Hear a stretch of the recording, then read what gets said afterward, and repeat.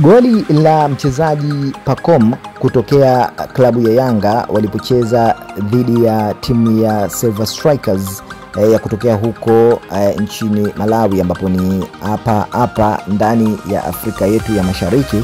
Ni ndugu zetu hawa, lakini wanajua kweli soka. Sasa kubwa ambalo limeweza kuwashangaza mashabiki wengi na kuzua vichwa vya habari ni baada ya hawa wachambuzi wa huko mataifa ya mbali, nazungumzia Ulaya, kuweza kuchambua kipaji kikubwa cha mchezaji Pacome na namna ambavyo alivyokuwa akifunga mabao yake. Sasa hasa ile goli la juzi hivi aliweza kulipachika dhidi ya Silver Strikers lilionyesha kwamba huyu mchezaji ni very much talented, mpaka kuwafikia hawa wachambuzi wa soka wa mataifa ya mbali. Basi ukae ukijua kwamba Pacome si mchezaji wa masiala wa kumchukulia kiunyonge hata mara moja. Unapompa tu nafasi, basi yeye anafanya kuwa one chance one goal, na ile kauli ya kusema golden chance never comes twice kwa Pacome Zouzoua huwa anaishi nayo mara zote anapoingia dimbani kwenda kukabiliana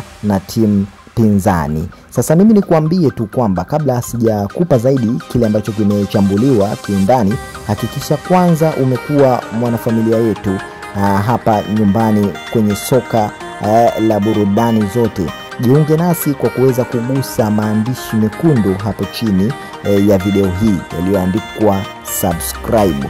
Ukifanya hivyo tayari utakuwa umejipa nafasi kubwa ya kuwa mdau wa kwanza kupata taarifa na habari za kimichezo pale ambapo tunakuletea hapa wakati husika.